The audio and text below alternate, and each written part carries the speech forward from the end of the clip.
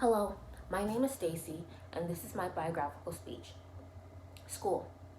Some people love going, and some people groan every morning at 5:30 a.m. as their alarm goes off. Regardless of how you feel about it, it is an undeniable fact that being able to attend school safely is a right that we often take for granted. That is why I chose Malala Yousafzai for my biographical speech. In 2012, at the age of 15, Malala became a worldwide name as she was shot in the head 3 times by a member of the Taliban simply for attending school as a girl. Today, Malala is 23 years old and speaks out against illiteracy, poverty, and terrorism.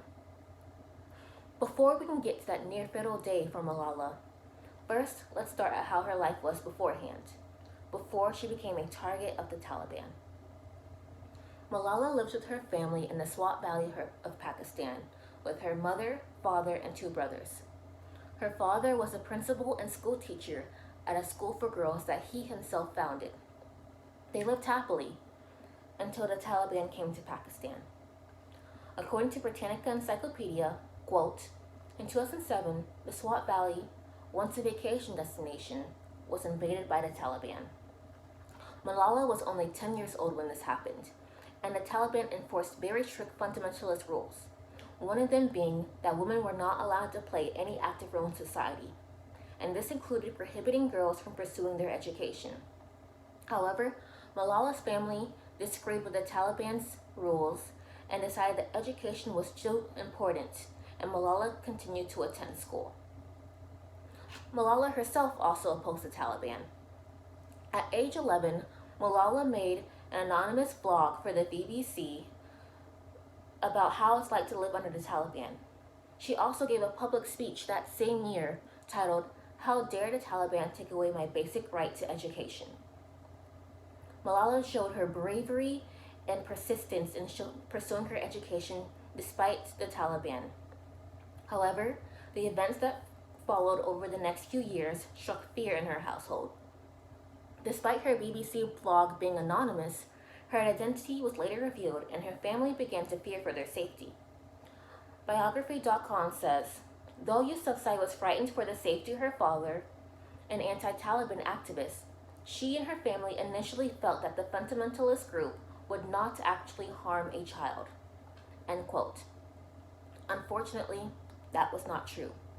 When Malala was 15 and on the bus heading to school, a man boarded the bus with a gun and demanded to know where Malala was. Nervous glances gave away her location, and the gunman fired 3 shots into the left side of her head, and also injured 2 others as well. Malala was transferred to a military hospital, and then later transferred to a hospital in England for further treatment. Time published an excerpt from Malala's book, I Am Malala Yousafzai.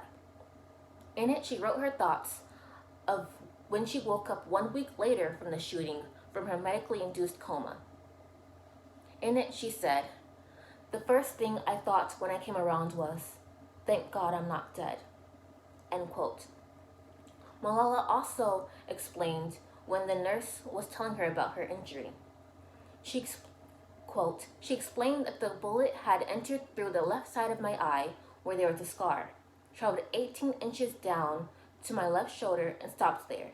It could have taken out my eye or gone to my brain. It was a miracle I was alive. End quote. Malala has now been made an international name and has made an inspiration for others. In 2013, she received an award from the European Parliament titled the Sakharov Prize Freedom of Thought. She also received the Nobel Peace Prize 2014, making her the youngest recipient of such prize. In 2013, her and her father founded the Malala Fund, which is a nonprofit that funds the education of girls in need. In June 2020 of this year, Malala graduated from Oxford University with a degree in economics, philosophy, and politics. On Twitter, when she announced her graduation, she said, quote, "I don't know what's ahead, but for now it will be Netflix, reading, and sleep. In conclusion, Malala is a huge inspiration for others. She is the perfect example of why we should continue fighting for what we believe in, and even if it scares us. Malala stands up for herself and for others and advocates that we should all have the right to pursue our education and live a safe life. Thank you.